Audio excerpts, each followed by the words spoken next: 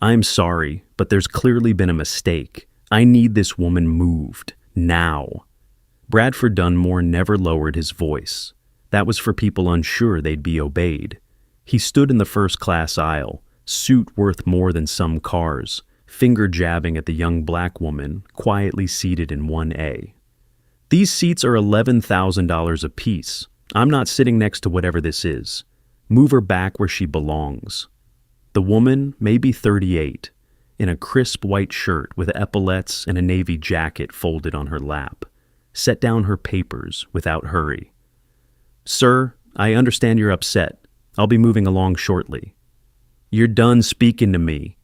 He snapped his fingers at the flight attendant like calling a dog. "Is anybody gonna do their job?"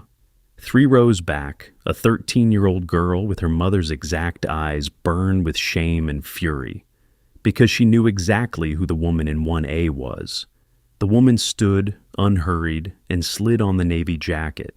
4 gold stripes flashed on each cuff. She reached into the overhead bin, took down a captain's hat, set it on her head, adjusted it with 2 fingers, the gesture of someone who'd done it 10,000 times. Captain Naomi Adeyemi gave Bradford a small, polite, devastating nod, walked the length of the cabin, through the cockpit door, and sat down in the left-hand seat, the one who flies the plane. Before the man who demanded she be removed finds out who is actually flying this plane, tell me in the comments where you're watching from today. Please leave a like, subscribe to the channel, and let's dive back to understand the look on Bradford Dunmore's face when that cockpit door clicked shut, and to understand the 13-year-old girl in seat 4C who watched the whole thing with tears standing in her eyes. You have to go back to the beginning of that morning, and then back much further than that, to a little girl who used to press her face against a chain-link fence at the end of an airport service road and feel the thunder of the big jets climbing in her chest, and to the man crouched in the gravel beside her, who taught her that the sky did not care who was supposed to be flying. Captain Naomi Adeyemi had been awake since 4:30 that morning, which was nothing unusual for her. She had laid out her uniform the night before, the way she always did, the way her father had taught her to lay out anything that mattered, with care, the shirt pressed and the stripes squared, and the shoes set toe to toe, so that the morning held no surprises and no scramble. Mornings were not for deciding things. Mornings were for executing decisions you had already made the night before with a clear head. That was her father's rule, and it had become hers so completely that she no longer thought of it as his. She had checked the weather for her route 3 separate times before she ever left the house, because there was a system building to the west, a big one, the kind of broad spring storm that pilots watch the way old sailors watch a darkening horizon, with respect and a running list of options. She had looked at it on her tablet at the kitchen counter at 5 in the morning, with a cup of coffee going cold beside her, tracing the line of it, thinking already about fuel, about alternates, about the soft places she might thread a heavy airplane through a wall of weather. None of it worried her exactly. Worry was not useful, and she had trained it out of herself years ago. But she filed it all away, every cell and every gap, because that was the job, and the job was the thing she had given her whole life to. And she had made her daughter's lunch and triple-checked that Zora had everything packed for the week, the charger and the good headphones and the inhaler she rarely needed but never traveled without, because today was not an ordinary day for the Adeyemi family. Today, for the very first time, 13-year-old Zora was going to fly on her mother's airplane. It had taken some doing. Airlines have careful rules about crew members' families flying on their flights, and Naomi had arranged it all properly and well in advance. Every form filled out, every permission in hand, because Naomi did everything properly and well in advance. She had learned a very long time ago that a black woman in her profession did not get the benefit of the doubt. Not ever, not once. And so she had simply made it a law of her life never to give anyone a reason to have to extend it. She was never late. She was never unprepared. Her paperwork was always perfect. It was armor, and she had been wearing it so long it had stopped feeling heavy. Zora would fly up to Chicago in the main cabin, in seat 4C, to spend a week of her school break with her grandfather, Naomi's father, Gideon. And Naomi would be flying the airplane that carried her there. She had wanted Zora to see it, not the glamour of it, because there is very little glamour in it, whatever the movies say. It is weather and checklists and early mornings and enormous responsibility carried quietly. She had wanted her daughter to sit in a seat on a real commercial airliner, a paying passenger among 200 strangers, and feel the great machine lift off the ground and know, all the way down in her body, that the voice coming over the intercom, the calm voice in command of 200 lives and 100 tons of metal moving at 500 miles an hour through the thin, cold air, was her mother's voice, her own mother's. The same voice that told her to do her homework and brush her teeth. Because Zora was 13, and lately over the last year, Zora had begun coming home from school quieter than she used to be, and Naomi had recognized the quiet the instant it appeared, the way you recognize your own face in a window, because she had been exactly that quiet once herself, at exactly that age. It was the quiet of a girl who has begun to hear, from 100 small directions at once, all the things the world has already decided she cannot be. Naomi knew that quiet better than almost anyone alive, and she had decided, lying awake one night listening to the house, that the best answer she could possibly give her daughter was not a speech, because Zora had heard all her speeches. The best answer was a cockpit door, and her own mother in uniform walking through it, and a storm, though she did not know yet about the storm. She just hadn't planned on Bradford Dunmore stepping in to give her daughter the other half of the lesson first, before the wheels even left the ground. Naomi Adeyemi had wanted to fly since before she had the words for wanting. Her father, Gideon, had come to America from Nigeria with 2 cardboard suitcases, an engineering mind, and a love of aircraft so deep and so pure that it was very nearly a form of worship. He had wanted with his whole heart to be a pilot. In another country, in another decade, with another face, he might well have been one. The aptitude was all there, the cool head and the quick hands and the hunger. Instead, he became an aircraft mechanic, and not just a mechanic, but one of the finest in the business, a man who could lay his palm flat against the cowling of a running engine and tell you, the way a country doctor reads a heartbeat through a stethoscope, exactly what was right with it and exactly what was about to go wrong. He spent 40 years on the ramp and in the hangars in every kind of weather, his hands permanently dark in the creases with the guts of the machines he loved, and he watched day after day after day other men, paler men, climb the air stairs into the cockpits he had personally made safe, and fly away into the one sky he had only ever been allowed to touch from the ground. And here's the thing his daughter understood only when she was fully grown, and that took her breath away when she finally understood it. He never once let her hear bitterness in any of it. Not once. He could have soured. A lesser man would have, and no one would have blamed him. Instead, Gideon Adeyemi took the dream the world had quietly refused him, and rather than letting it rot inside him into the kind of resentment that poisons a household, he polished it bright and he handed it to his daughter, whole, like the only inheritance that ever mattered. Here, he seemed to say with everything he did, I could not, but look at you. You could. He used to take her to the airport on his rare days off, just the two of them, his old car ticking in the heat at the end of a service road, where a gap in the trees let you see the threshold of the longest runway.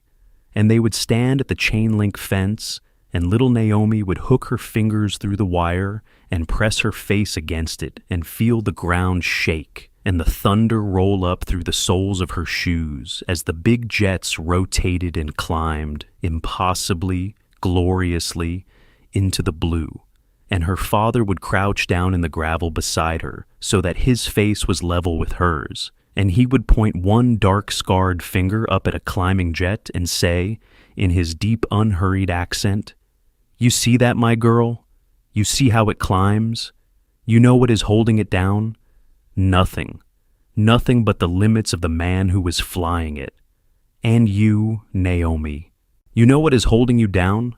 And she would look at him, and he would tap her gently on the breastbone with that finger.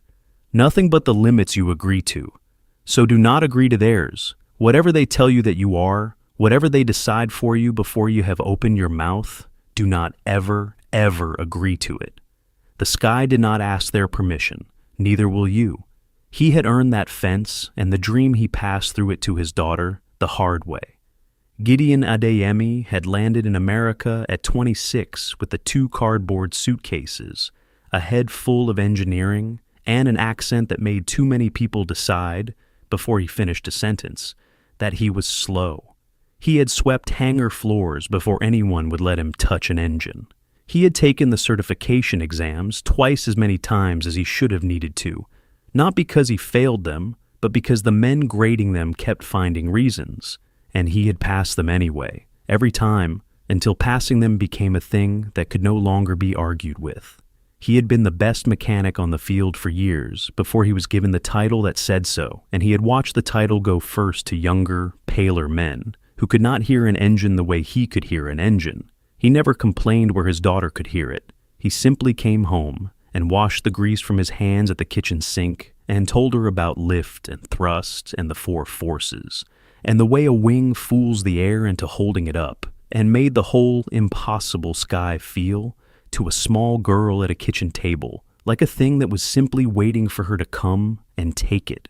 She did not agree to theirs. It became the spine of her whole life. But she would never pretend, not to Zora, not to anyone, that refusing the world's verdict had been anything other than long and lonely and brutally hard. The world of commercial aviation was, and in large part still is, a world of white men, and a young black woman who walked into it announcing that she intended to sit in the left seat and command the aircraft was, to a great many people in it, a kind of standing joke, and to a few of them, something closer to a threat. She had been mistaken for the flight attendant 1,000 times. She had lost count somewhere in her 20s. She had been mistaken for the gate agent, the cleaner, the caterer, the woman come to restock the galley, the passenger in the wrong place.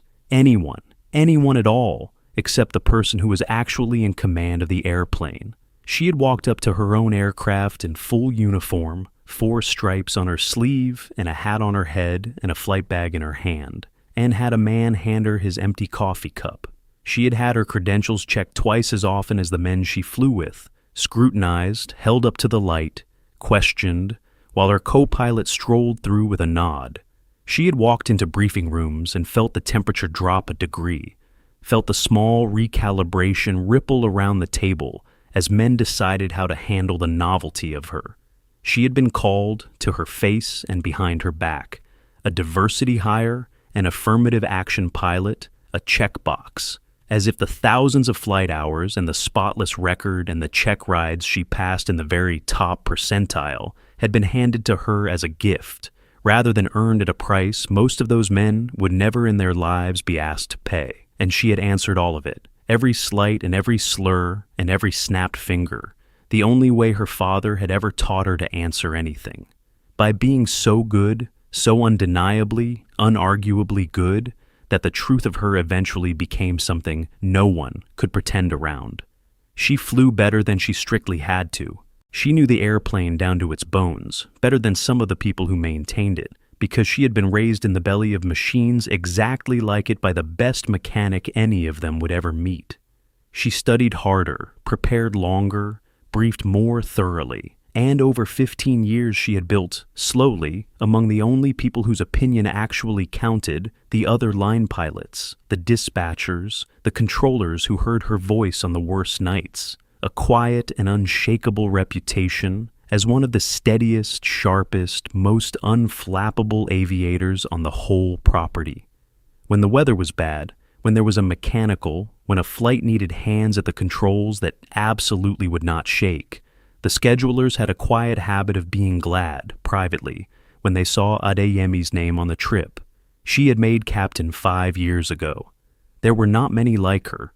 The number of black women holding the rank of captain at a major airline in the entire country was small enough that they mostly knew one another's names, kept loose track of one another, texted on the hard days. She did not carry that as a weight, exactly, but she carried it, the way you carry a thing you have chosen to be responsible for. Every single time she walked up that jet bridge in her uniform, she knew she was walking it for a great many people who had been told, flatly, that they never could, and for one girl in particular, who was, on this gray and storm-threatened morning, watching her from seat 4C with her mother's exact eyes. Which is why what Bradford Dunmore did in the first-class cabin that morning landed the way it did. Not because it was new, it was the oldest thing in the world to Naomi Adeyemi. She had been Bradford Dunmore 100 times in 15 years, and she had long ago built a place inside herself that none of it could reach. A calm cockpit at the center of her that stayed sealed and steady no matter what was said in the cabin of her life. But this time, her daughter was watching. This time, the cruelty was not landing on her alone. It was landing for the very first time in front of the one person she had spent 13 years trying to keep it away from. And there is a specific pain a mother feels, sharper and deeper than any insult to herself could ever cut. In the moment she watches the world begin to do to her child the exact thing it spent her whole life doing to her. It would help to understand the girl in 4C and the quiet that had come over her, because she is as much the center of this story as the woman who flew the plane. Zora Adeyemi was 13, and she was, by every measure her teachers could put on paper, a remarkable child. She was quick at math in a way that made adults blink, the kind of quick where the answer was simply there before the working out was done. She loved machines the way her grandfather did. She had taken apart the kitchen blender at 7 to see how it decided to spin and put it back together, and it had worked. She drew careful diagrams of things in the margins of her notebooks. And somewhere in the last year, around the time she started the new school, the light in her had begun, very quietly, to dim, and Naomi had watched it happen with the particular helpless dread of a parent who recognizes the disease because she once had it herself. It was nothing anyone could have filed a complaint about. That was the cruelty of it. It never is. It was the guidance counselor who, looking at the same top math scores in the district, suggested Zora think about something practical and realistic, words that somehow never seemed to get suggested to the boys with lower scores. It was the teacher who seemed faintly surprised every single time that the careful, brilliant work had Zora's name on it. It was a boy in her engineering elective who told her, not even meanly, just as a known fact of the world, that girls like her usually ended up doing the presentations while the boys did the actual building. It was 100 tiny weather systems, none of them a storm on its own, that together had taught a 13-year-old to raise her hand a little less, to fold her ambitions a little smaller, to come home and go quiet. Naomi had heard her, one night on the phone with a friend, say the words, "I'm probably not smart enough for that anyway," about a thing Naomi knew for a fact she was more than smart enough for. And Naomi had stood in the hallway outside her daughter's door, with her hand pressed flat against her own chest, because it was like listening to a recording of herself at 13, and she had thought, "No, not you. I will not let them do to you what they did to me." The one place Zora's light never dimmed was with her grandfather. Gideon Adeyemi had a way with the girl that was almost magic, the patience of a man who had spent 40 years coaxing reluctant machines back to life. When Zora was with Gideon, the careful diagrams came back out. They built things in his garage, a crystal radio, a little engine that ran on nothing but a candle, a kite with a camera on it. He never once told her to be realistic. He told her, in the same deep accent he had used at the fence with her mother 30 years before, that the only realistic thing about a smart girl was that she would do something extraordinary, and that anyone who told her otherwise was simply describing the size of their own imagination, not the size of hers. The week ahead with Gideon was supposed to be a kind of medicine. Naomi had hoped a week in the garage with the one old man who believed in her without limit might do for Zora's spirit what nothing else seemed able to do. But before the garage, there was the flight. And Naomi had wanted the flight to be the real medicine, the one that worked all the way down. She had imagined it many times. Zora in her seat, feeling the airplane climb, hearing her mother's voice come over the speakers in command of all of it, and understanding, in a way no speech could ever deliver, that the woman who made her lunch was also the woman the entire airplane trusted with its life. She had wanted her daughter to carry that picture into every room for the rest of her life, to set it against every guidance counselor and every faintly surprised teacher and every boy who explained the world to her. That was the plan, a quiet, perfect, wordless lesson delivered at 35,000 feet. She had not planned for the lesson to begin on the ground in the first-class cabin with a rich man's finger pointed at her face. But the world, as Naomi well knew, rarely consults a mother's plans, and sometimes the lesson a child most needs is the one nobody would ever have chosen to teach. The morning itself had begun, for Naomi, the way every flying morning began, in the quiet, competent ritual that the passengers never see and never think about. She had arrived at the airport well before her crew was required to, parked in the employee lot in the dark, and walked into operations to pull the final weather and the flight plan and the fuel load, frowning over the storm to the west, talking it through with the dispatcher, agreeing to carry extra fuel for options.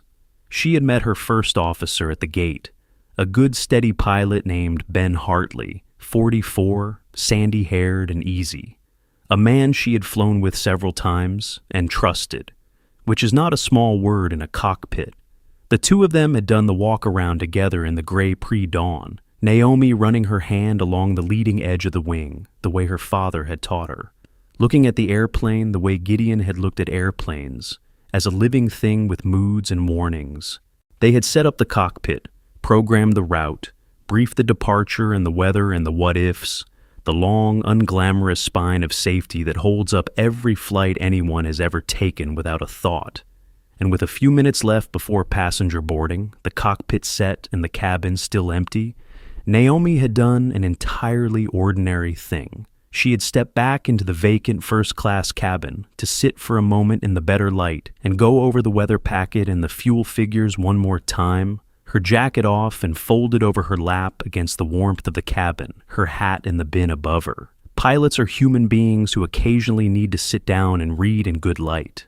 There was nothing remarkable about it at all, except for the one thing that would turn it into a story told around the world by nightfall, that the person doing this ordinary thing was a black woman, and that the first passenger up the jet bridge was Bradford Dunmore. Dunmore boarded early, the way he always did, the way men who travel at the very front always do, settling into seat 1C with the heavy entitled comfort of a person who has never in his adult life been told no and made to mean it. He was somewhere in his 50s, prosperous, well-tended, a man whose whole bearing announced that the spaces he occupied were spaces he had paid for and therefore owned. He glanced across the aisle and clocked the young black woman sitting quietly in 1A, and something in him went cold and certain and immediate. It did not matter that she wore a crisp uniform shirt with captain's epaulets sitting right there on her shoulders.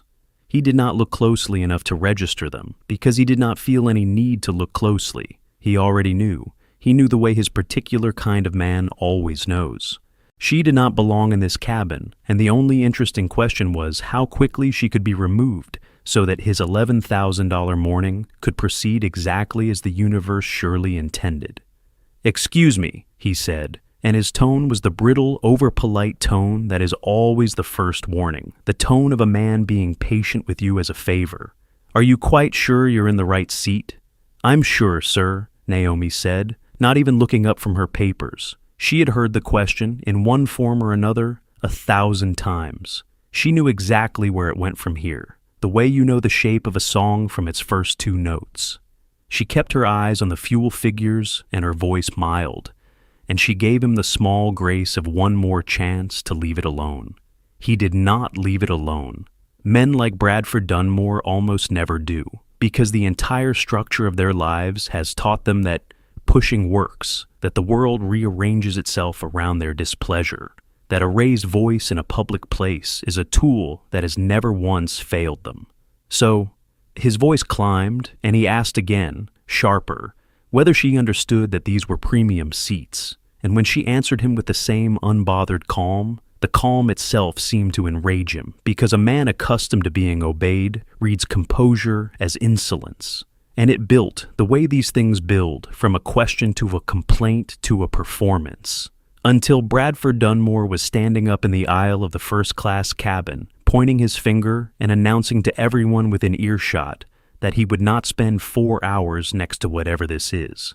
The lead flight attendant was a sharp, experienced woman named Marisol, who had been working the front of airplanes for 20 years and knew exactly precisely who was sitting in seat 1A because she had greeted her captain by name 40 minutes earlier. She came forward fast when Dunmore's voice climbed, her own voice low and steadying, the practiced de-escalating murmur of someone who has talked 1,000 angry passengers down off 1,000 small ledges. "Sir, I assure you there has been no mistake," she said. "I promise you everything is exactly as it should be. I'd ask you to please lower your voice and take your seat." But Bradford Dunmore ran right over her, because to him, a flight attendant was simply more furniture, another functionary placed in the world to manage his comfort and arrange his preferences. And the idea that she might be telling him something he did not already know did not so much as cross his mind. "I don't want assurances. I want her moved," he said, talking past Marisol to the cabin at large, performing now for an audience. "Do you people not understand how this works? I paid for a premium experience. This is not what I paid for. Get her out of here." And the whole front of that airplane went tight and silent and ugly, the particular ugliness of a public space in which one person has decided to be cruel out loud and is daring anyone present to stop him. The other first-class passengers studied their phones, their drinks, the safety card, the middle distance, anything at all to avoid the eyes of the woman in 1A or the man in the aisle, gripped by that universal cowardice of the comfortable, the desperate hope that if they simply did not look, the unpleasantness would resolve itself without requiring anything of them. Nobody said a word. Nobody ever does. That is the thing the Bradford Dunmores of the world have always counted on, and they have rarely been disappointed. 3 rows back, in 4C, 13-year-old Zora Adeyemi had gone rigid in her seat.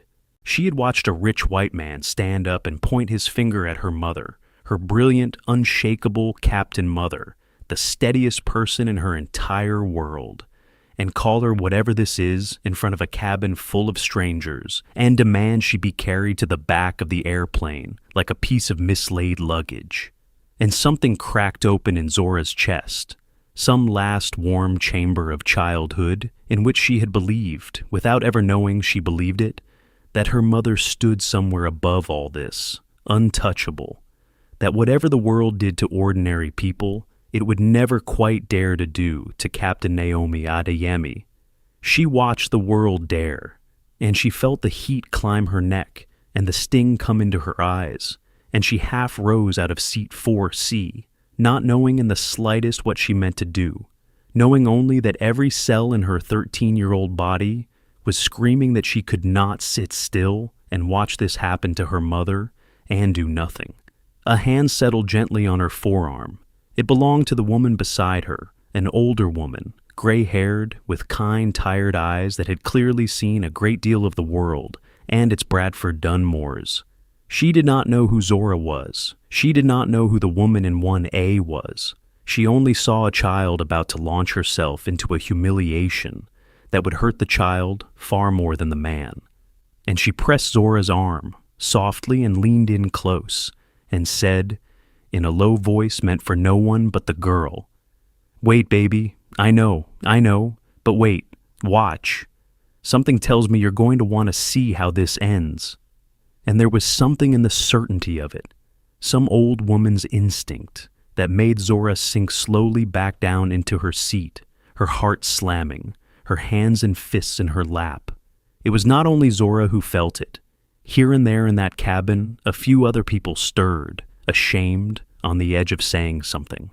A businesswoman, 2 rows up in 3D, gripped the armrest and half turned, her jaw tight. A young man in 2B had taken out his phone, not yet sure why, only certain that what was happening in front of him was wrong and ought not to disappear unrecorded. But none of them spoke. That is the thing the cruel ones have always counted on, and they are so rarely disappointed that decent people, caught off guard, will hesitate just a beat too long, will look to one another instead of to the person being hurt, will tell themselves it is not quite their place, and that the hesitation of the many is the whole budget the cruelty of the one needs to operate. The kind woman beside Zora seemed to understand all of this, and to understand something more, some old instinct that the best thing this particular child could possibly do was not to leap to her mother's defense, but to sit still and keep her dignity, and witness what her mother was about to do with hers.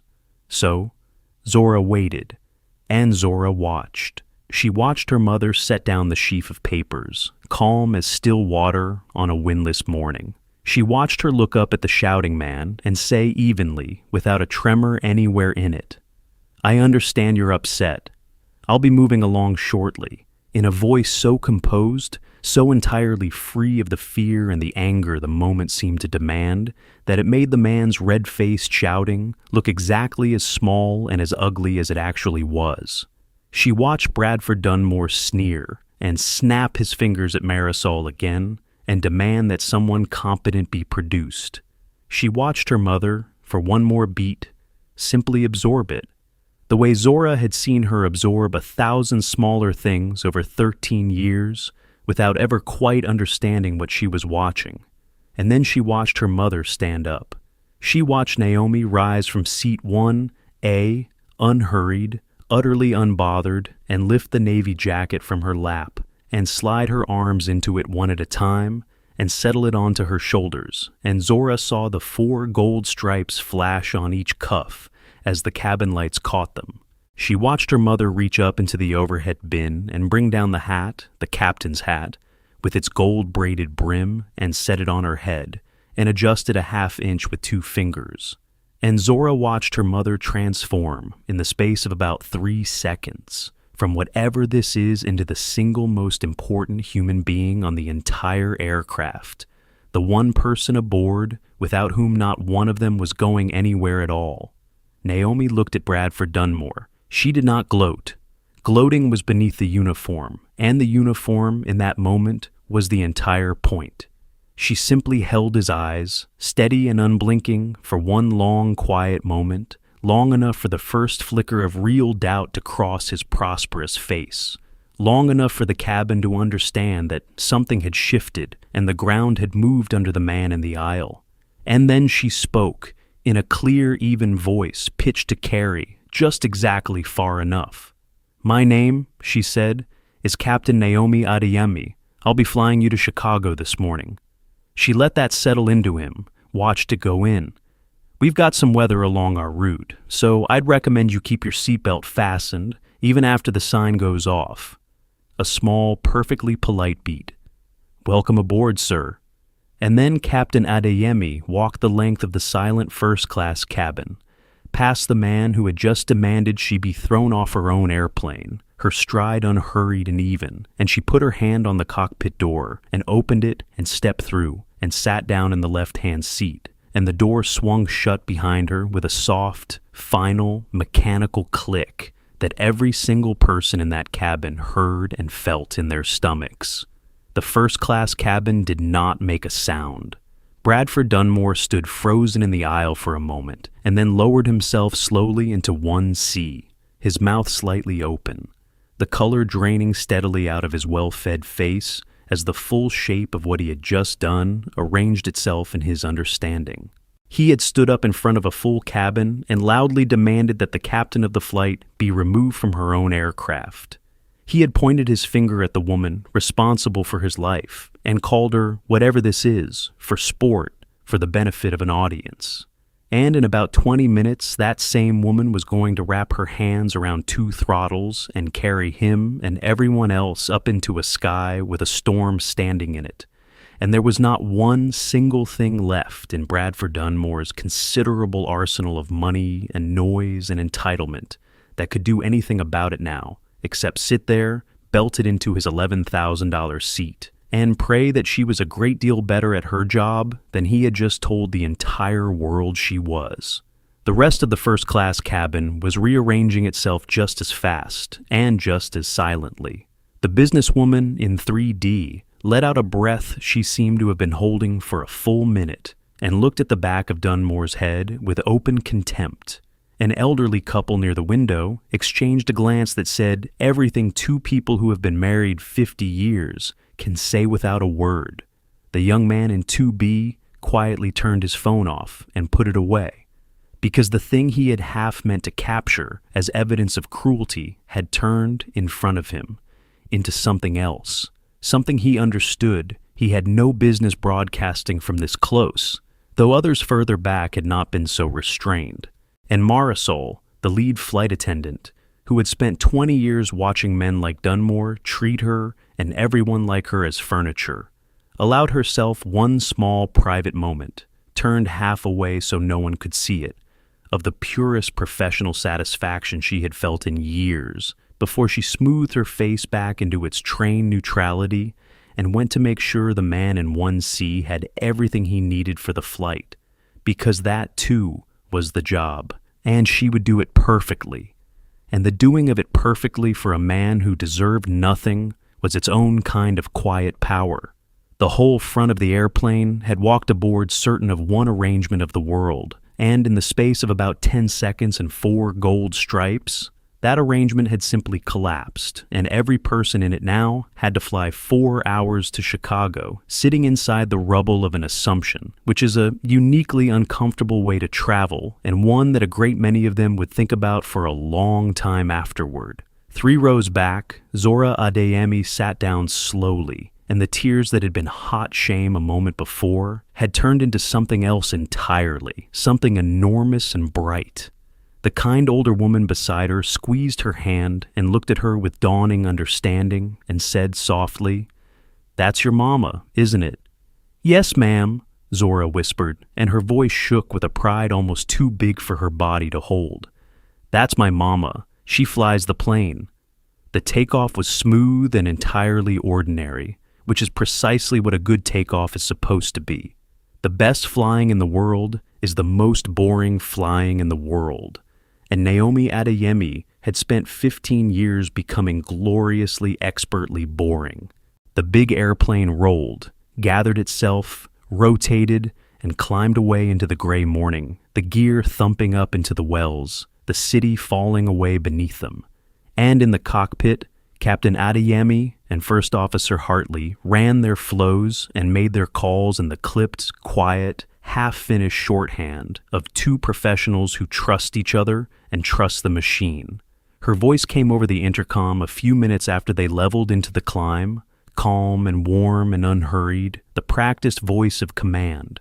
She welcomed everyone aboard. She noted lightly, almost casually, that there was some weather building to the west along their route, and that she'd be keeping the seatbelt sign on a bit more than usual, and that she'd appreciate everyone keeping themselves buckled even when it was off, just to be smart about it. She thanked them for flying with her. It was the same speech captains give 1,000 times a day, but back in 4C, Zora Adeyemi closed her eyes and let her mother's voice fill the whole cabin and pour over the top of her. The voice in calm command of every soul on board, and she felt the floor of the airplane press steadily up against the soles of her shoes as it climbed, and she understood her grandfather's old words about the limits of the person flying it in a way she never had before, not as a saying, but as a fact she was sitting inside of. In 1C, Bradford Dunmore did not close his eyes. He sat rigid, staring straight ahead at the seat back in front of him, gripping the armrest, and he listened to that same calm voice come over the speakers, and he felt, for the first time in a very long time, the specific and unfamiliar cold of a man who has placed his entire life, completely and without any possibility of recourse, into the hands of someone he has just gone out of his way, in public, to humiliate. He could not undo it.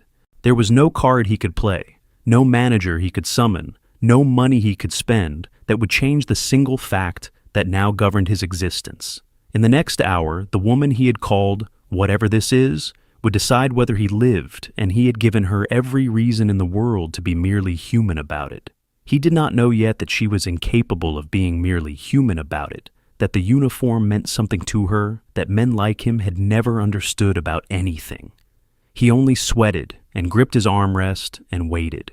In the cockpit, Naomi let herself have exactly one private thought that had nothing to do with the airplane. She thought about her daughter, 3 rows back on the other side of that locked door, riding on her mother's wings for the first time. She thought about the look she had not been able to see but knew was on the girl's face after the cabin went quiet, and she allowed herself one small private nod of grief that the lesson had begun the ugly way, on the ground. And then she folded the thought up and put it away, because the airplane needed all of her, and her daughter needed her to be all there. That was the discipline of it, the thing nobody outside the profession understood.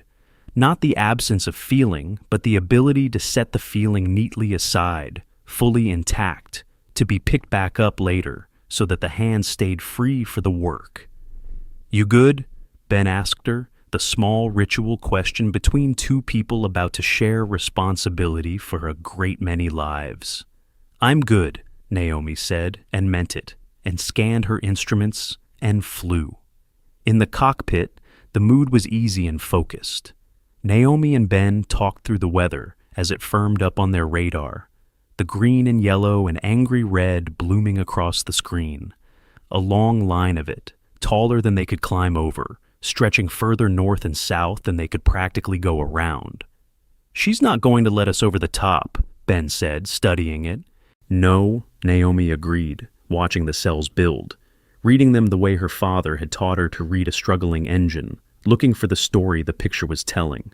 "But there's a soft spot developing here. See it between these 2. If it holds another 20 minutes, we thread it right there." They talked to dispatch. They talked to air traffic control. They asked for and got a small deviation, a few degrees off course toward the gap, the quiet, methodical work of 2 skilled people staying ahead of a problem, making small, smart decisions early, so that they would never have to make large, desperate ones late. This was the part of the job no passenger ever sees, the long, invisible competence that is the entire reason flying is as safe as it is. For 40 minutes, it worked exactly the way it was supposed to, and then they reached the weather, and the weather did the one thing they had not planned for. The storm system Naomi had been watching since 4:30 that morning, the system she had checked 3 times before leaving her own kitchen, had grown teeth in the hours since. It stood across their entire route now, like a mountain range made of water and electricity, a towering line of convective cells reaching far higher than the airplane could ever climb, their tops sheared off flat and spreading into anvils at 60,000 feet. Lit from somewhere deep inside by an almost continuous flicker of lightning, like a city burning behind a curtain. This was the kind of weather that turns a routine flight into a genuine test of everything a crew is, the kind of weather that, handled poorly, becomes the lead story on the evening news. Naomi had flown through a great deal of weather in 15 years. She respected this. She did not fear it because fear was useless cargo, and she had thrown it overboard long ago, but she gave it the whole of her attention, every cell of it, and the soft spot she had been counting on, the gap between 2 cells where she had meant to slip the airplane through, was narrowing on the radar even as she watched, the 2 storms drifting slowly toward each other like a closing door. "Gap's shrinking," Ben said quietly. "I see it." Naomi's hands were light on the controls, her eyes moving in the steady, unhurried scan her father would have recognized. Instruments, radar, window, instruments, radar, window. She was already running the options, the way she always did, 3 moves ahead. Climb wasn't enough. The tops were too high. The deviation to go around would cost them an hour of fuel they might come to need, and might still not be enough. The gap was the play. It was still the play. It was just going to be a tighter, uglier gap than she had wanted, and she was going to have to fly the airplane through the exact center of it with precision because the cells on either side were the kind you do not go into, the kind with hail and shear and the brute vertical violence that can hurt even an airplane built as strong as this one. This was the craft of it, the part that no passenger will ever see and no airline can put in an advertisement. Flying through weather like that is not a matter of nerve, whatever the movies suggest. Nerve alone gets people killed. It is a matter of judgment, accumulated over thousands of hours. The slow-built ability to look at a screen full of color and a sky full of cloud, and read the weather's intentions the way a tracker reads a forest, to know which gray wall hides only rain and rough air, and which one hides the hail and the violent updrafts and the wind shear that can flip an airliner onto its back. Naomi read it. She had been reading skies since she was a girl, with her face against a fence, and reading machines since before that. And she put the two together now, watching the gap, watching the tops, watching the lightning to gauge the energy in each cell, and she chose her path through the mountain range of the storm, one careful judgment at a time. Ben fed her the radar returns in a steady murmur.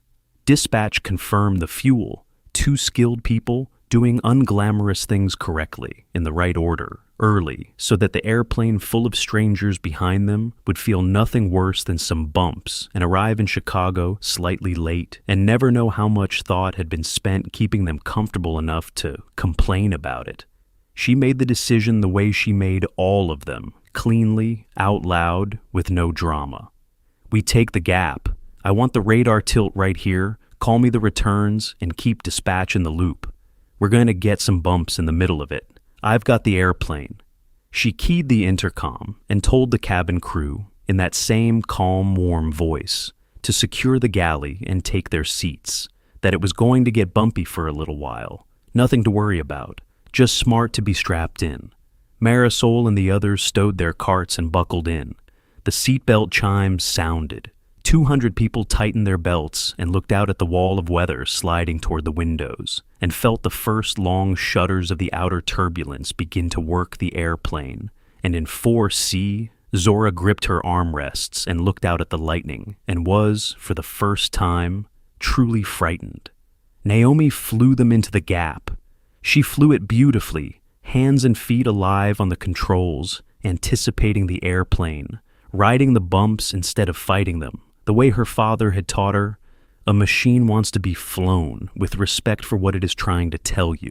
They were most of the way through, the worst of it sliding past the windows on either side in great gray-black walls streaked with rain, the cabin tense and the airplane bucking, but the crew completely on top of it when the thing happened that no amount of planning can prevent and no pilot can ever fully predict. The airplane was struck by lightning. It is more common than passengers like to think.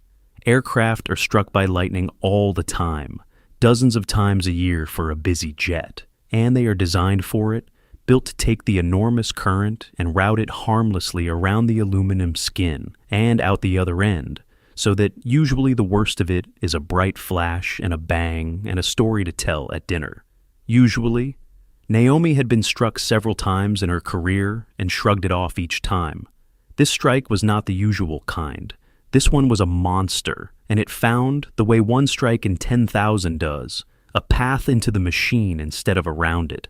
And it did something that lightning very rarely manages to do to a modern airliner. It hurt the airplane. There was a flash that turned the streaming gray world outside pure white, and a concussion like the inside of a drum, and then, in the cockpit, things began to go wrong in a cascade. 2 of the big multifunction screens flickered, scrambled into garbage, and went black. A caution light bloomed amber, and then another, and then a cluster of them.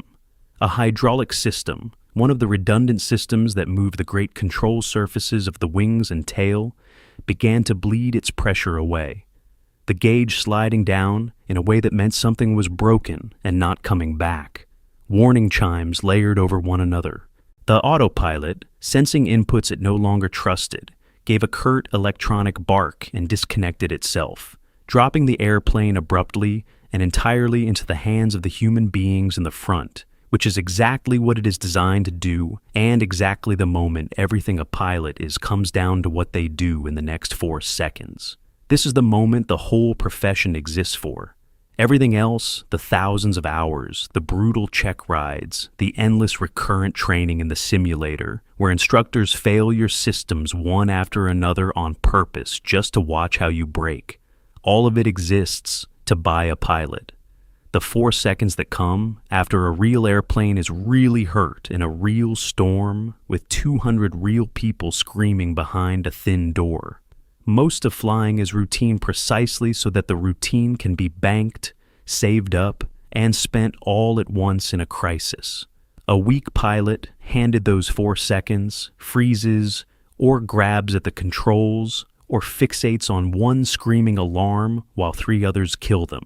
The training is designed to burn all of that out and leave behind a person who, in the worst 4 seconds of 200 lives, simply gets quiet and aviates and works the problem in the correct order while the world comes apart. Naomi Adeyemi had spent 15 years becoming exactly that person. For a moment she had hoped, the way every honest pilot hopes, would never actually come. It had come, and she was ready for it. In the cabin, the lights flickered and dipped to a dim emergency glow.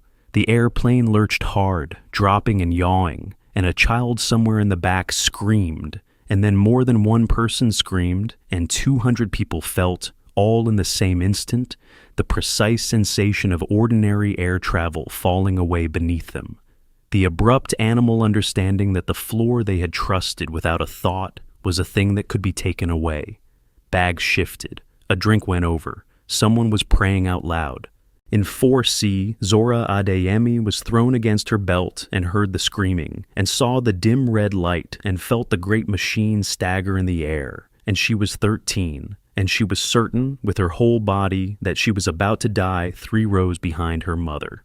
In the cockpit, in the middle of the screaming chimes and the dead screens and the bleeding hydraulics and the bucking of a wounded jet in the heart of a storm, Captain Naomi Adeyemi did the single most important thing she did that entire day. And she did it before her conscious mind had even finished cataloging the failures. She got calm. Not the absence of fear exactly, but something underneath fear. The deep trained stillness she had been building one check ride and one hard night at a time for 15 years. The cockpit at the center of her that nothing in the cabin of the world could reach. Her hands settled onto the controls, firm and light at once. Her father's voice was somewhere far down underneath all of it, steady as a heartbeat. There is nothing holding it down but the limits of the person flying it. And she said the words that 15 years and 10,000 hours exist to make a person able to say in a level voice on the worst day of their life, the words that took command of the chaos and gave it a shape. "I've got the airplane," she said to Ben Hartley, clear and flat and absolutely unhurried. "Run the checklist," and the 2 of them went to work. She flew the airplane by hand because there was no other choice now.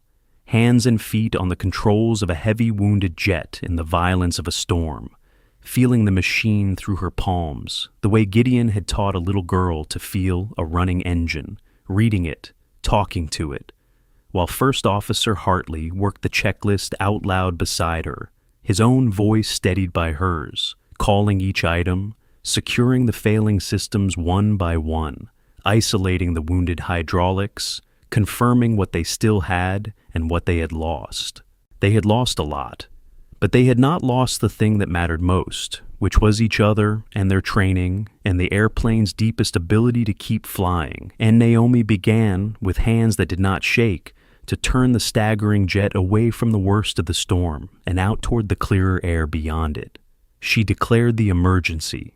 She keyed the radio and spoke to air traffic control in a voice so level, so completely without panic, that the controller on the other end, who had heard the strike reported and had been bracing for the ragged adrenaline-soaked voice that usually comes with a mayday, actually steadied his own voice in response to hers, matched her calm, The way calm is contagious in exactly the way panic is. Center, this is the heavy. We've taken a lightning strike. We've got multiple system failures and we're hand flying, declaring an emergency. We need priority vectors to clear air and then direct to Chicago. Clean, complete, unhurried. The controller gave her everything she asked for and cleared the airspace around her like a man getting out of the way of something he respects. She assessed what she had. She made, in the space of perhaps 90 seconds, a series of decisions about altitude and speed and routing and the failing systems that the people in the cabin behind her would never understand and would owe the remainder of their lives to. And when the airplane was turned and clawing back toward stable air, and the immediate emergency had been wrestled from chaos into something that was merely very serious, Naomi did one more thing. The thing that no checklist required, and that revealed exactly who she was. She thought about the 200 terrified people in the back. She thought about the child she could hear, even through the door, even now.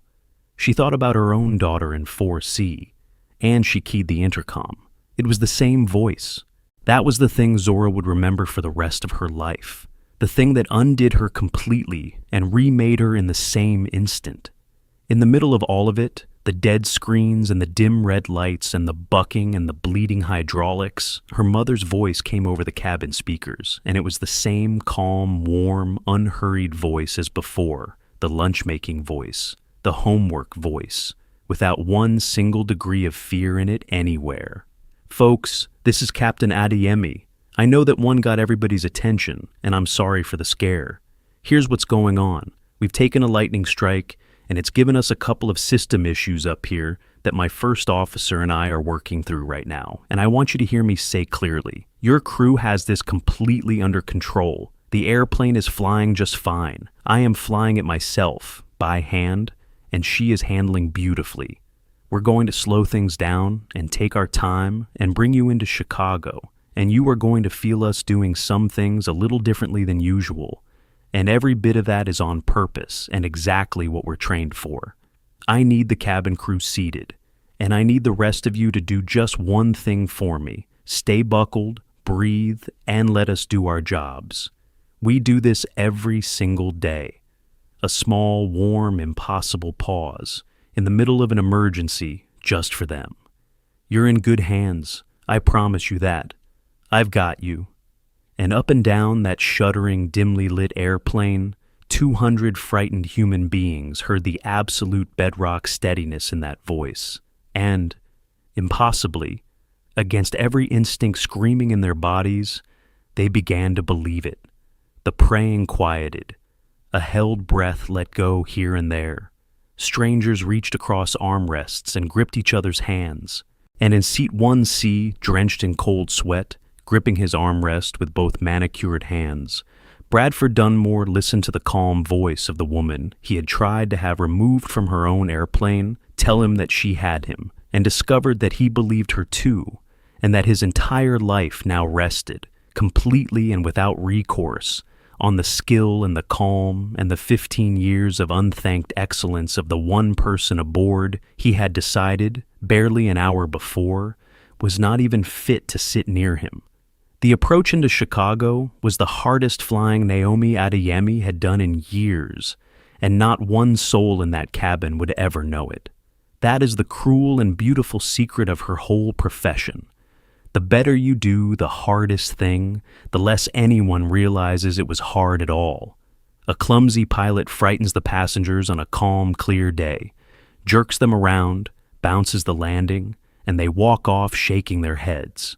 A truly great one can carry a plane load of people through a genuine emergency so smoothly that half of them disembark mildly annoyed about the delay and never once grasp how close the margin was or how much skill stood between them and a very different morning.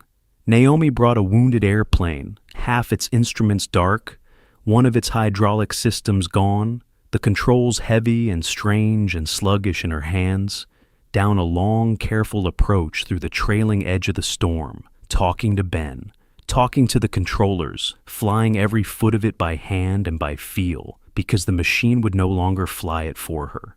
She managed the airplane's wounded systems all the way down. She held the speeds. She crossed the threshold and brought the great machine down onto the runway with a touchdown so gentle, so feathered, so impossibly soft for an airplane in the condition this one was in, that some of the passengers did not even realize they were on the ground until the spoilers deployed across the wings and the engine spun up into the roar of reverse thrust and the whole machine began, decisively, safely, to slow. She had done it by hand. She had done it by feel. She had done it with her father's voice in her bones, and 15 years of being told she did not belong burned all the way out of the way, leaving only the pure thing underneath, the thing she had been reaching for since she was a little girl, with her face pressed against a chain-link fence, the airplane and the sky, and her own 2 steady hands holding 200 human souls between the 2 of them, and bringing every last one of them home. And when the wheels were down and holding, and the airplane slowed to taxi speed and turned off the runway onto the taxiway, something happened in the cabin that almost never happens anymore on a modern flight. It began somewhere in the back, a single pair of hands, and then another. And then it caught and spread forward like a wind through wheat, and within a few seconds the entire airplane was applauding. 200 people who had just understood, all at once and all the way down, exactly how close they had come and exactly who had reached into that storm and carried them back out of it. They clapped and they wept, and they reached for the strangers in the seats beside them, the way people do when they have just remembered all together that they are alive. An older man across the aisle in 3A, who had flown 100 times a year for 40 years and never once thought twice about it, sat with both hands pressed flat over his face and his shoulders shaking, and a flight attendant unbuckled the moment it was safe and went straight to the screaming child in the back and knelt in the aisle and held the small hand until the small voice quieted. That is what the calm in the cockpit gives a cabin, permission to come back to itself. The fear did not vanish, but it had somewhere to land now, because the voice over the speakers had told them and shown them that someone was holding the whole thing steady, and a frightened person who believes they are in good hands becomes, almost at once, a braver person than they knew they were. In seat 4C, Zora Adeyemi was not clapping. Zora was sitting very still, with the tears running freely down her face, because clapping was nowhere near big enough for the thing she was feeling. The woman who had just done that, the woman whose 2 hands had just held all of them up out of the lightning and brought them down soft as a feather, was her mother. The same mother who had made her lunch that morning, the same mother a rich man had pointed at and called, whatever this is, in front of everyone, barely 2 hours before. And in the span of a single flight, 13-year-old Zora Adeyemi had been handed, whole, both halves of the truth about her own life all at once. She had seen, with her own eyes, exactly what the world was going to try to do to her, the pointing and the deciding, and the to the back where she belongs. And she had seen, with those same eyes, in the same 2 hours, exactly how high a woman who looked just like her could climb anyway, and what it looked like to be so good that the whole world had to sit down and be carried by you. There is no school anywhere on the earth that can teach a child that lesson. You can only learn it by watching your own mother do it, 3 rows ahead of you, in a storm. And in 1C, Bradford Dunmore was not applauding either, at least not at first. Bradford Dunmore was sitting with his eyes shut and his hands still shaking in his lap, doing a kind of arithmetic that a man like him is almost never forced to do.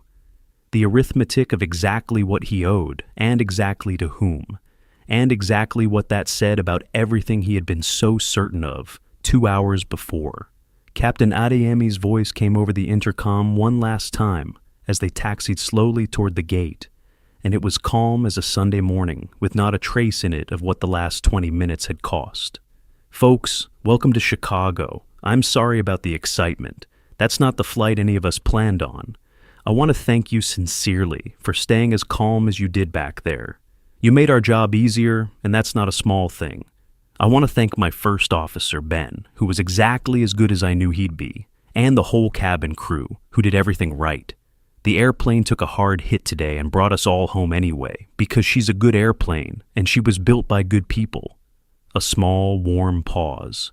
It was my privilege to fly you. Take care of each other out there. She did not mention the man in 1C. She did not detail the failures, or the storm, or how close it had truly been, or what it had taken out of her to hold the airplane steady with her bare hands while the screens died. She did not, anywhere in that message or anywhere afterward, spend a single second being anything other than gracious, because the uniform was the entire point. And because she had learned a very long time ago that the most powerful possible answer to being told, "You are nothing," is to simply, calmly, in front of everyone, be magnificent, and then let the silence afterward do every bit of the talking. The silence did a great deal of talking that day. At the gate, by long tradition, the captain steps out of the cockpit to stand in the forward galley and say goodbye to the passengers as they file off. It is a small ritual, a courtesy, usually met with distracted nods and mumbled thanks from people already reaching for their phones.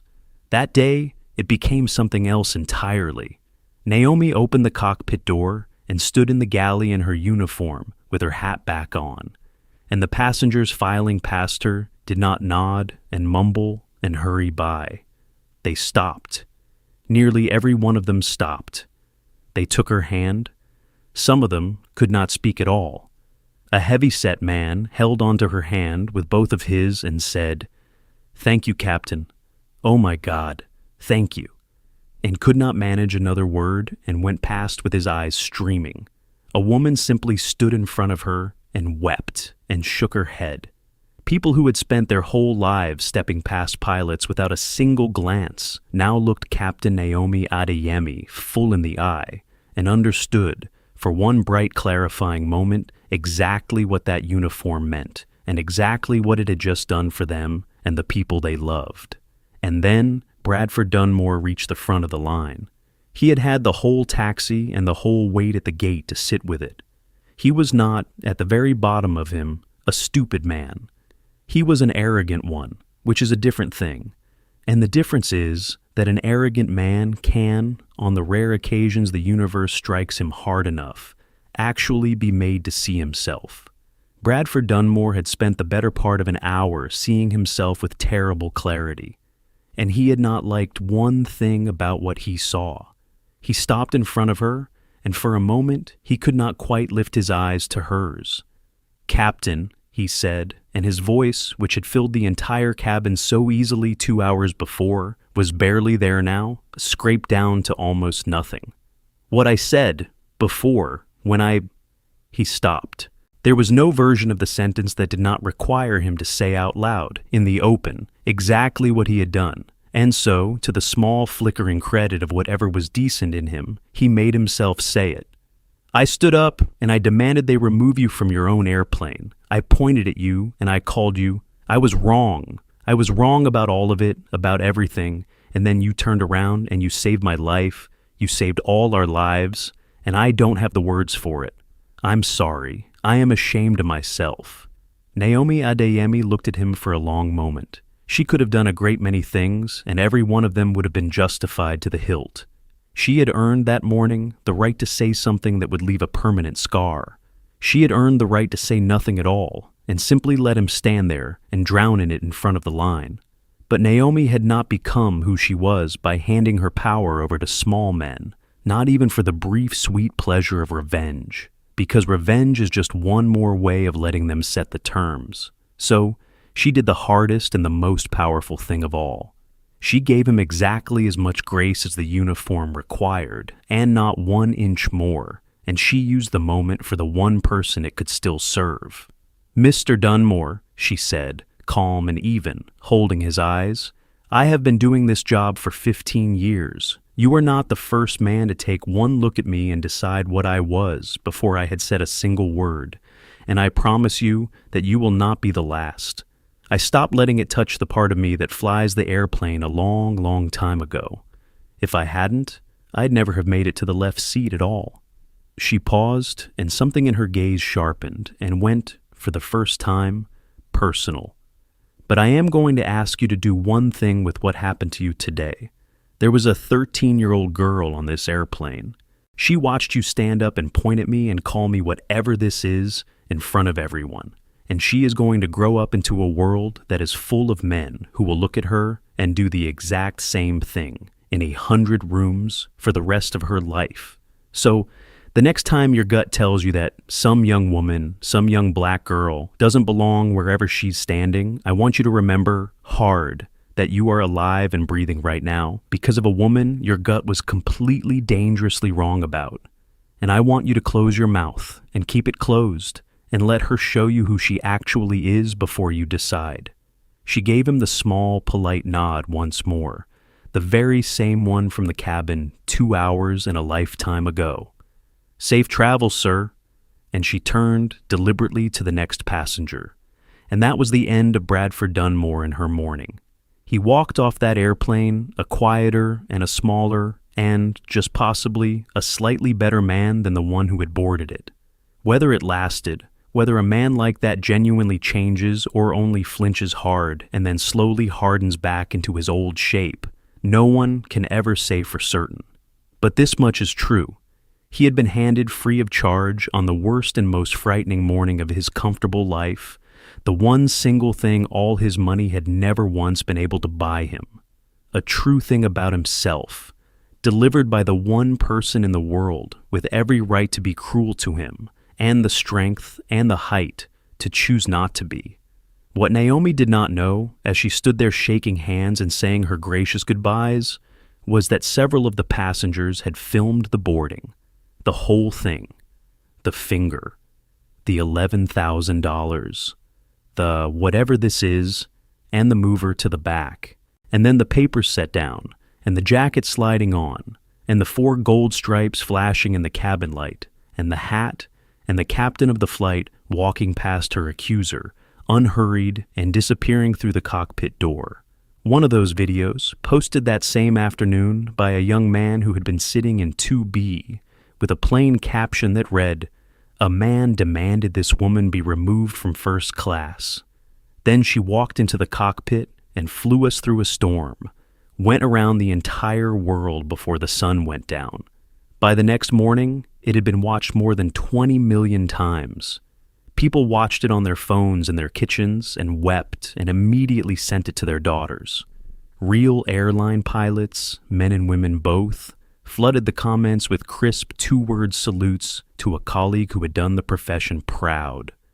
Other black women in aviation, the small scattered sisterhood who knew exactly what every second of that video had cost, shared it with no caption at all because none was needed. And somewhere in the flood of it, the airline itself, a company that had spent years and a great deal of money issuing careful, polished statements about its commitment to diversity, discovered that one of its own quiet captains had said more in 2 silent hours, with a jacket and a hat and a feathered landing, than all of its statements put together had managed to say in a decade, simply by being in front of the entire watching world exactly as good as she had always been. But the video and the 20 million views and the salutes from strangers, none of that was the part that mattered to Naomi Adeyemi, not even close. The part that mattered was waiting for her at the end of the jet bridge. When the last passenger was gone and her duties were finished and the airplane was handed over to the people who would tend its wounds, Naomi walked off the jet bridge into the terminal, and there, just past the gate, stood her daughter, who had been allowed to wait. Zora did not run to her the way she would have when she was small, the way she had run to her mother in airports her whole childhood. She walked. She walked the way her mother walked, with something new in her posture, something she had put on during that flight the way Naomi had put on her jacket, and never meant to take off again. And she stopped in front of her mother and looked up at her, at the hat, at the 4 gold stripes, at the calm that the storm had not so much as scratched. "Mama," she said, and her voice broke clean in half on the word. "That man, the things he said about you, in front of everybody. And then you went up there and you flew us through the storm, the lightning. You saved everybody on the whole plane, and you didn't even yell at him. You didn't even yell at him, Mama." Naomi crouched down so that she was eye to eye with her daughter, right there in the middle of the busy, roaring terminal, with people flowing around them on both sides, and she took off her captain's hat and set it on Zora's head, where it slid down a little too far and covered the tops of the girl's eyebrows, and Zora reached up with both hands and held it there. "I need you to remember today for the rest of your life, baby," Naomi said quietly. "Both halves of it. Not just the good half, both. Because you are going to get both halves, your whole life long, exactly the same as I did, and exactly the same as your grandfather did before me. There are going to be Mr. Dunmores. I cannot lie to you and tell you there won't be. There are going to be people who take one single look at you and decide what you are before you have opened your mouth, who look at the smartest girl in the room and tell her to be realistic, who point at you and call you whatever this is and try to move you to the back where they have decided you belong. I cannot stop that from coming for you. I have tried your whole life to keep it away from you, and today you found out I can't. And that is the part of being your mother that breaks my heart clean in two, that I cannot keep that away from my own child." Zora's eyes were streaming now, and she did not wipe them.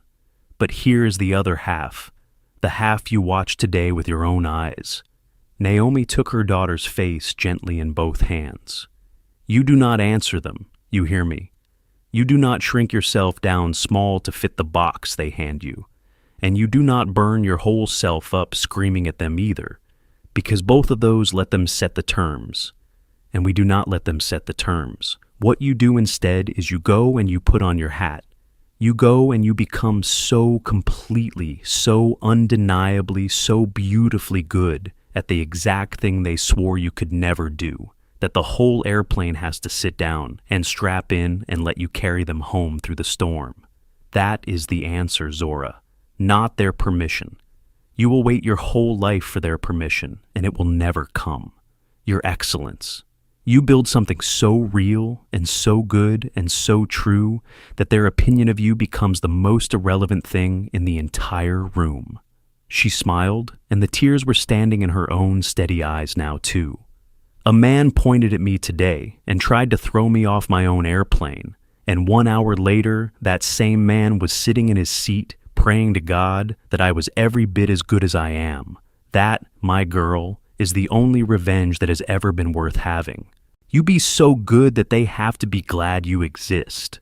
And Zora Adeyemi threw both arms around her mother's neck, the captain's hat tumbling off her head and onto the terminal floor, and held on with everything she had. And Naomi held her daughter in the middle of O'Hare and understood all the way down that the whole of it, the man and the shame and the storm and the lightning and the wounded airplane and her own 2 aching hands, every bit of it, had been worth it for exactly this.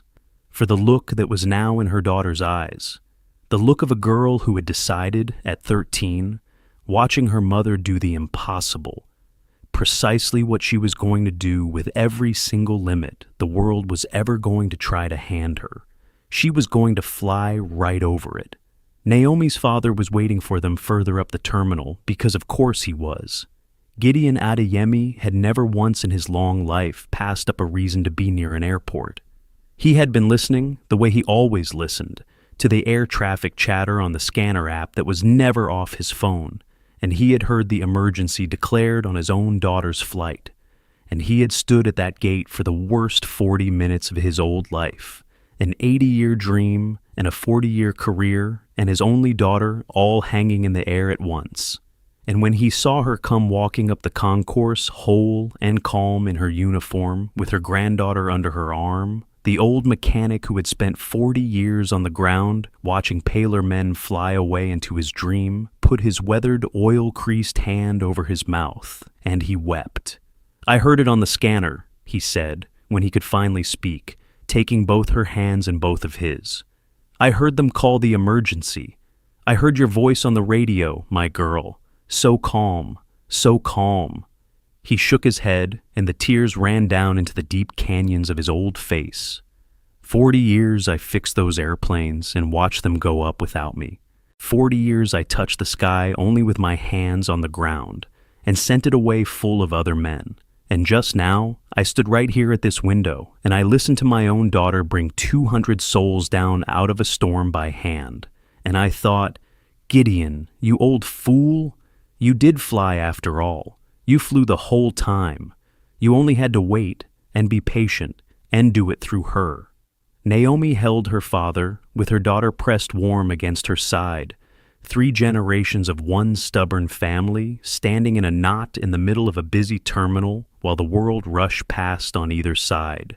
And the dream that a country had once quietly refused a young immigrant with 2 cardboard suitcases and grease under his nails had, at long and patient last, all the way up to altitude, finally and completely climbed. So, let me ask you something before you go. There is a person you have already decided about. The young woman in the seat you didn't think she could afford. The quiet professional you assumed must be the help. The girl the world keeps telling, in 100 small and deniable ways, that the cockpit, the corner office, the operating room, the laboratory, the thing she lies awake dreaming about, was simply not built for someone who looks like her. We do it constantly, all of us, this instant silent sorting, this deciding who belongs where, on the strength of nothing but a glance. And we are so often, so spectacularly, so dangerously wrong, because you truly have no idea who is sitting quietly in that seat. You have no idea what she is trained for, what she has survived, what she has overcome to get there, or that the very life you are living in this exact moment might one day rest entirely without your knowledge and without your consent, in her steady and capable hands. The world is full of Captain Adeyemis, sitting in seats that small men are certain they don't deserve, carrying the rest of us safely home through storms we never even knew were there, and getting pointed at for their trouble. So, here is what I will leave you with tonight. The next time your gut tells you, fast and certain, that someone doesn't belong somewhere, stop and remember that your gut is the exact same instrument that told Bradford Dunmore to throw the captain off her own airplane. Assume instead that the person in front of you might just be the most capable one in the entire room. Because one day they will be, and on that day you will dearly want to have been the kind of person who could see it before they ever put on the hat. And if you are the young one, the one being told in 100 quiet ways that you don't belong, the one in the seat people keep questioning, the smart girl who has started going quiet, go and put on your hat. Be so good they have no choice but to strap in and let you fly them home. Don't argue with them. Don't shrink for them.